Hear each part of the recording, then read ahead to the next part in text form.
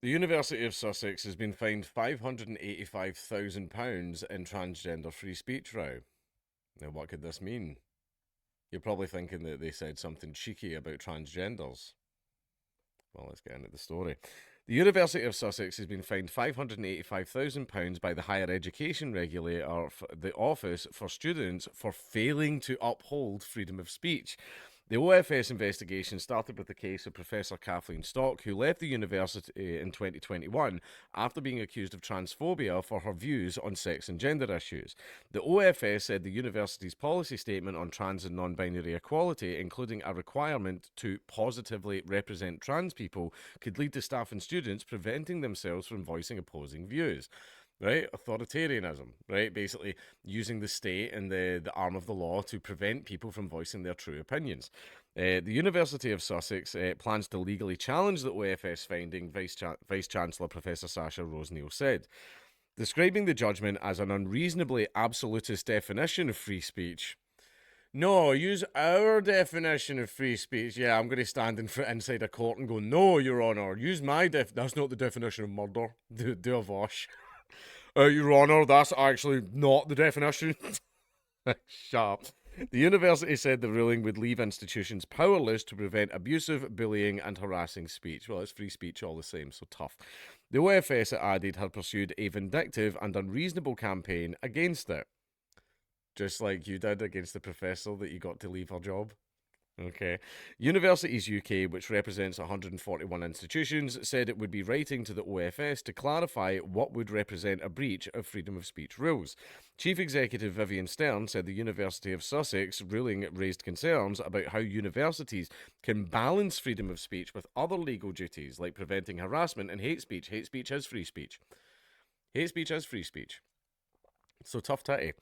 Education Secretary Bridget Phillipson said free speech and academic freedom were non-negotiables in universities. I have been clear that where those principles are not upheld, robust action will be taken because we have an inalienable right to freedom of speech. Tough titty. If you don't like how people are using that speech, then just walk away. Just close your eyes. Haha, how's cyberbullying real? If you go to university, you must be prepared to have your views challenged, hear contrary opinions, and be exposed to uncomfortable truths. Yes, that is absolutely correct. We are giving the OFS stronger powers on freedom of speech so students and academics are not muzzled by the chilling effect demonstrated in this case. And the reason that the universities and the leftist controllers of them like these things in place is because it lets them force their ideology. They just basically, oh yeah, I believe in free speech, just not hate speech. And then what they do is they label literally anything that criticizes their ideology as hate speech. And there you are. The other side is literally not allowed to voice any counter opinions to you, and then you just win by default. Basically, you've tied the other boxer's hands behind their back, and then you punch them in the face and then claim victory. That's what they're doing. Basically, in the free marketplace of ideas, their shit doesn't work. Right? It doesn't work. So basically, they have to game the system in order to force their ideology through. The OFS was given the power to issue fines where freedom of speech was not upheld at a university in January. Arif Ahmed, the OFS Director for Freedom of Speech and Academic Freedom, said the decision to fine the university had followed a thorough investigation. It found, he said, that the policy had meant staff feared disciplinary action and that Professor Stock had changed the way she taught her course as a result. Right? This is basically people self-censorship, it's called, because people are afraid of the repercussions. Right? Now, when it comes to political opinions, that should definitely not be the case. Right? People should be able to profess their political opinions openly and freely. If people then choose to distance themselves from them or not want to listen to those opinions, then whatever, that's freedom of speech as well. That's freedom of association too.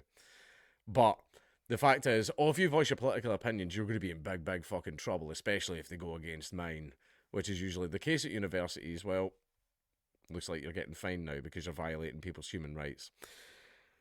Dr. Ahmed added that the OFS was concerned that a chilling effect may have caused many more students and academics at the university to self-censor. That's not just this university, that is all universities. I know so many people in universities that don't dare talk about their own political opinions, and a lot of them are basic bitch milquetoast conservative views or like the most basic right-wing views. Basically, if it's not extremely far left, it's not allowed. And that's in universities everywhere. Because of the long march through the institutions, universities essentially became communist boot camp. Because they went in, they got the positions of power, they made all other ideologies illegal, essentially, and then they just won by default. That's what they do. The regulator said the trans and non-binary equality policy statement issued by the University of Sussex was looked at in the context of existing legal duties on freedom of speech, as well as the European Convention on Human Rights. In its report, the OFS found 4 elements of the policy to be concerning.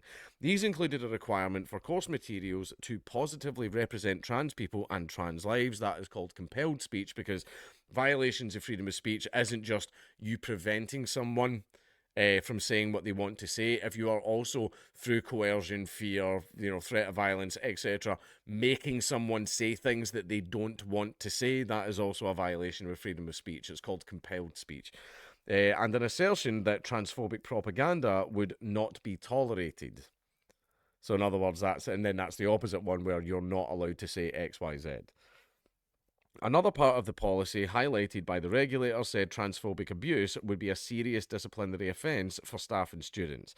It also, and what qualifies as transphobic abuse? Well, according to them, literally any form of criticism at all. See, if you say, I disagree to them, their response is usually, you're literally killing us. Just because you disagree with them. That's their response. So transphobic abuse would be literally anything at all negative said about the trans community. It's just the way it is. It also looked at the management and governance of the university around freedom of speech. Professor Stock faced protests on the university campus after she published a book questioning whether gender identity was more socially significant than biological sex. Posters were put up on the campus calling for her to be sacked, and students turned up with placards at an open day. Professor Stock rejected accusations that she was transphobic and described the experience to the BBC as a surreal anxiety dream. She resigned from her university post in 2021 and was awarded an OBE for services to education. The fine is the largest issued to a university and is likely to be seen as an intention to hold the line over the expression of legal views. In a strongly worded statement, the University of Sussex said the regulator had been determined to make an example of its case and entrench an extreme libertarian free speech position. What's wrong with that? What's wrong with people being able to freely and openly discuss ideas at a place that originally was intended for people to freely and openly discuss ideas? That's what universities are for. You're trying to control what people learn. And if you control what people learn, then you control what they become. And you want them all to become little good government-fearing left-wing communists that want to tax everybody into oblivion. But don't worry, the government will totally use that money to help us. Fucking idiots. Silly little sausages. It added there had been no substantive engagement other than via written correspondence, and it accused the regulator of pursuing a vindictive and unreasonable campaign. The policy at the heart of the investigation had been adapted from a template according to the university and had since been changed. Now, I think this is a good thing. I think there should be punishments for violating a person's human rights. I think there should be. And it's none of this, everybody has a right to a home. Shut up. No, they don't. Because one thing that you definitely do not have is you do not have any right whatsoever to another person's property or another person's labour. You do not have a right to anybody's labour. That's why, according to leftists, like, everything's a fucking human right except speech. Whereas mostly right now we're just asking for the speech. Because as soon as we get the speech dealt with, then we can get the other rights on top of that. Because freedom of speech is the foundation that all other rights are built upon. Because after all, how the fuck are you going to get your other rights if it's illegal for you to ask for them?